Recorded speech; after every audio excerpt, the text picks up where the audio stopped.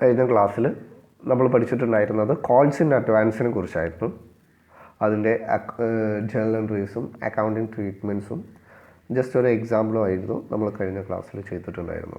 ഇന്നത്തെ ക്ലാസ്സിൽ നമ്മൾ ഡിസ്കസ് ചെയ്യാനായിട്ട് പോകുന്നത് ഫോർഫീച്ചർ ഓഫ് ഷെയർസ്. എന്താണ് ഫോർഫീച്ചർ ഓഫ് ഷെയർ, എന്താണ് അതിൻ്റെ പ്രൊസീജിയർ, അതിൻ്റെ അക്കൗണ്ടിങ് ട്രീറ്റ്മെൻറ്റുകൾ എന്തൊക്കെയാണ് എന്നീ കാര്യങ്ങളാണ് നമ്മൾ പഠിക്കാനായിട്ട് ഉദ്ദേശിക്കുന്നത്.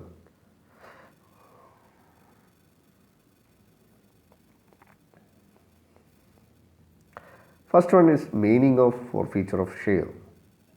എന്താണ് ഫോർഫീച്ചർ ഓഫ് ഷെയർ എന്ന് പറഞ്ഞു കഴിഞ്ഞാൽ, forfeiture of share means taking away of property on breach non fulfilment of a condition. In the context of share, forfeiture of share refers to the action taken by the company to cancel the shares. ആരെങ്കിലും ഒരു share holder application മണി തന്നതിന് ശേഷം allotment സമയത്തോ അതല്ല final കോളിൻ്റെ സമയത്തോ അവർ company share due ആക്കിയതിനു ശേഷവും പണം നൽകാതെ അതിനെ കമ്പനി ക്യാൻസൽ ചെയ്യുന്ന ആ ഒരു പ്രോസസ്സിനെയാണ് ഫോർഫീച്ചർ ഓഫ് ഷെയർ. അപ്പോൾ അത് എന്തിൻ്റെ ഭാഗമാണ് എന്ന് ചോദിച്ചാൽ അവർ അലോട്ട്മെൻറ്റ് മണിയോ കോൾ മണിയോ കമ്പനി ഡ്യൂ ആക്കിയതിനു ശേഷം നൽകാതിരിക്കുമ്പോഴാണ് ഇവിടെ ഫോർഫീച്ചറായിട്ട് ക്യാൻസൽ ചെയ്യുന്നത്. Forfeit means taking away of property on breach, non fulfil ആയിട്ടുള്ളത്, അല്ലെങ്കിൽ നമ്മുടെ property taking away of property, അതിനെയാണ് നമ്മൾ എന്തെന്ന് പറയുന്നത്, ഫോർഫീറ്റ് എന്ന് പറയുന്നത്. ഷെയറിൻ്റെ കേസിലേക്ക് വരികയാണെങ്കിൽ forfeiture of shares refers to the action taken by the company എടുക്കുന്ന ആക്ഷനാണ് എന്തിനു വേണ്ടിയിട്ട്, ക്യാൻസൽ ദ ഷെയർസ് ക്യാൻസൽ ചെയ്യുന്നതിന് വേണ്ടിയിട്ട് കമ്പനി എടുക്കുന്ന ആ ഒരു ആക്ഷനെയാണ് ഫോർഫീച്ചർ ഓഫ് ഷെയർ എന്ന് പറയുന്നത്. കമ്പനി എന്തിനാണ് ക്യാൻസൽ ചെയ്യുന്നത് എന്ന് ചോദിച്ചു കഴിഞ്ഞാൽ അവിടെ non payment of allotment money or call money within specified period of time. Okay, when shareholders fail to pay allotment money or any call money or both the due dates, his shares may be forfeited by the company. ഒരു share holder അവരുടെ allotment മണിയോ അല്ലെങ്കിൽ call മണിയോ അല്ലെങ്കിൽ രണ്ടും due ഡേറ്റിനുള്ളിൽ നൽകിയിട്ടില്ലെങ്കിൽ company ആ ഒരു ഷെയറിനെ എന്ത് ചെയ്യാം, മേ ബി ഫോർഫീറ്റഡ്, ഒഴിവാക്കാം, ക്യാൻസൽ ചെയ്യാം. A company can forfeit the shares only if it is authorised by its article. കമ്പനിക്ക് അവരുടെ ഷെയർ ഫോർഫീച്ചർ ചെയ്യാൻ സാധിക്കുക എന്ന് പറയുന്നത് അവരുടെ കമ്പനിയുടെ ആർട്ടിക്കിൾ ഓഫ് അസോസിയേഷനിൽ പറഞ്ഞതിനനുസരിച്ച് മാത്രമായിരിക്കും. Okay, forfeiture shares simply means, forfeiture share എന്ന് പറഞ്ഞു കഴിഞ്ഞാൽ ക്യാൻസലേഷൻ ഓഫ് ഷെയറിൻ്റെ ക്യാൻസലേഷനെയാണ് നമ്മൾ എന്താ പറയുന്നത്, forfeiture of shares. Cancellation of shares due to non-payment of allotment money or call money within a specified period of time. Okay, the amount paid by the shareholder is forfeited by the company. It means the amount already paid by the defaulting shareholder is not refunded to him. ഈ share holder application സമയത്ത് നൽകിയിട്ടുള്ള application മണി, ഷെയറിൻ്റെ മണി ഒരു കാരണവശാലും forfeiture ആയി കഴിഞ്ഞാൽ അവർക്ക് തിരികെ നൽകില്ല എന്നാണ്. Before forfeiture the company has to fulfil necessary formalities and legal procedure. നമ്മുടെ കമ്പനി ഒരു ഷെയർ ഫോർഫീറ്റർ ചെയ്യുന്നതിന് മുമ്പ് കമ്പനി ഒരുപാട് തരത്തിലുള്ള പ്രൊസീജിയേഴ്സ് മറികടക്കേണ്ടതുണ്ട്. അതേപോലെ തന്നെ ഒരുപാട് ലീഗൽ പ്രൊസീജിയേഴ്സും ഫോർമാലിറ്റീസും മറികടക്കേണ്ടതുണ്ട് എന്നതാണ്. The procedure is mentioned in the company's article of association. ഈ പ്രൊസീജിയർ നമ്മുടെ കമ്പനിയുടെ ആർട്ടിക്കിൾ ഓഫ് അസോസിയേഷനിൽ പറഞ്ഞിട്ടുള്ളതുപോലെ ആയിരിക്കണം എന്നുള്ളതാണ്. If absence of it, article of അസോസിയേഷനിൽ നമ്മൾ ഫോർഫീച്ചർ ഓഫ് ഷെയറിനെ കുറിച്ച് പറഞ്ഞിട്ടില്ലെങ്കിൽ കമ്പനി ആക്ട് 2013 ടേബിൾ F പ്രകാരമായിരിക്കണം എന്നാണ്. Okay.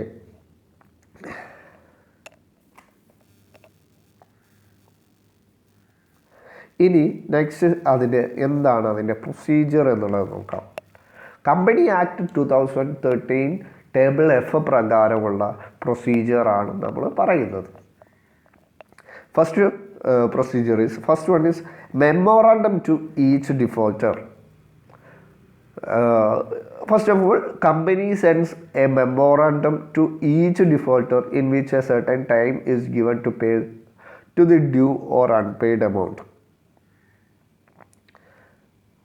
First one is company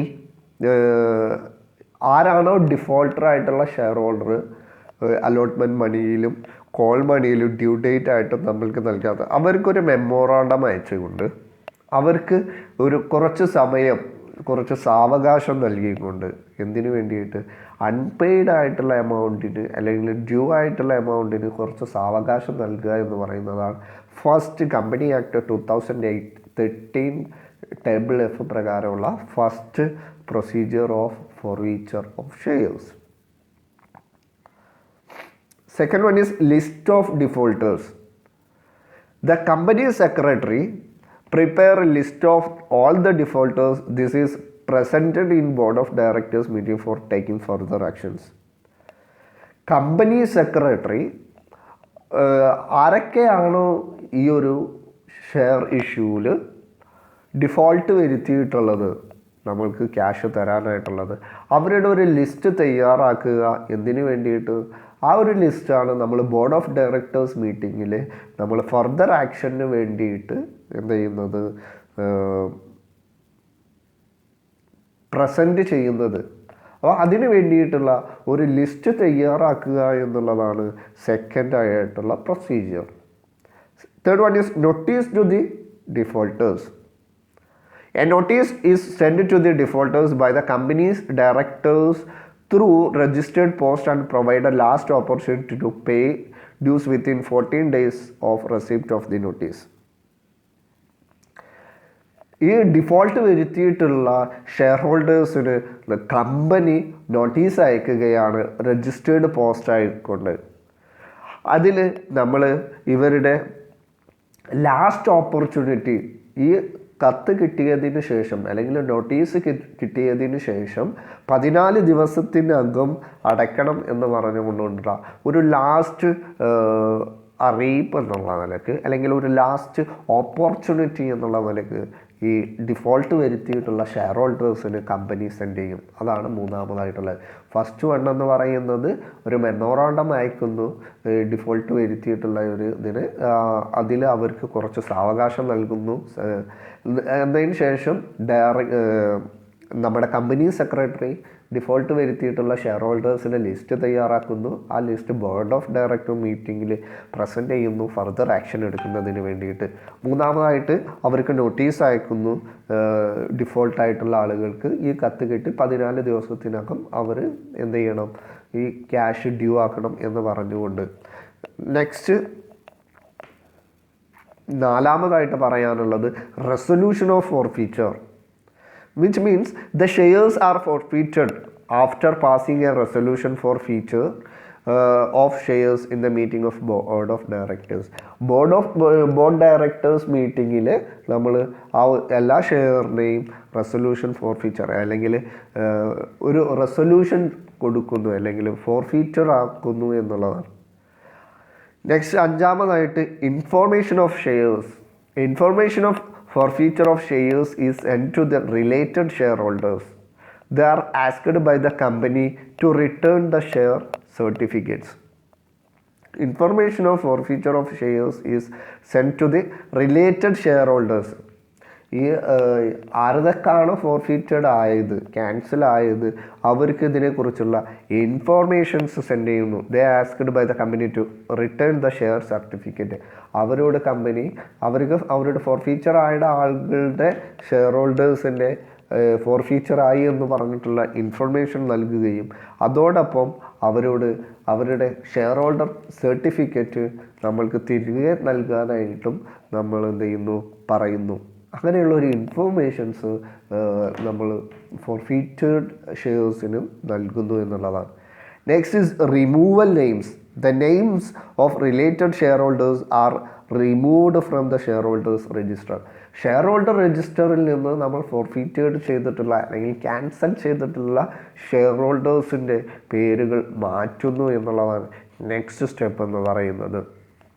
ഏഴാമതായിട്ട് transfer of forfeited amount. Amount receive ചെയ്തിട്ടുണ്ടായിരിക്കും, ആപ്ലിക്കേഷൻ സമയത്ത് നമ്മൾ റിസീവ് ചെയ്തിട്ടുള്ള എമൗണ്ട് ഫോർഫീറ്റഡ് അക്കൗണ്ടിലേക്ക് നമ്മൾ എന്ത് ചെയ്യുന്നു, ട്രാൻസ്ഫർ ചെയ്യുന്നു. ഇത്രയാണ് പ്രൊസീജിയേഴ്സ് ഓഫ് ഷെയർസ് എന്ന് പറയുന്നത്. First one is memorandum to each defaulter. Second one, list of defaulters, notice of the shareholder, notice of the defaulters, notice to the defaulters, resolution for future, information of future, removal of names, transfer of forfeiture amount.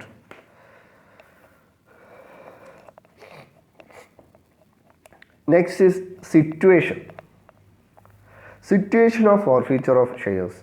When shareholders fail to pay allotment money or call money within a specified period of the company may forfeit the shares only if it is authorized by articles after giving day notice to default the shareholders before. എപ്പോഴാണ് shares forfeiture ആവുന്നത്, അതിൻ്റെ ഒരു സിറ്റുവേഷനെ കുറിച്ചാണ് പറയുന്നത്. നമ്മൾ നേരത്തെ പറഞ്ഞു, share holder due ആയിട്ടുള്ള അലോട്ട്മെൻറ്റ് സമയത്തും കോളിൻ്റെ സമയത്തും അവർ എമൗണ്ട് നൽകുന്നതിൽ വീഴ്ച വരുത്തുമ്പോഴാണ് ആ ഒരു ഷെയർ ഫോർഫിറ്റായിട്ട് മാറുന്നത്. Okay, next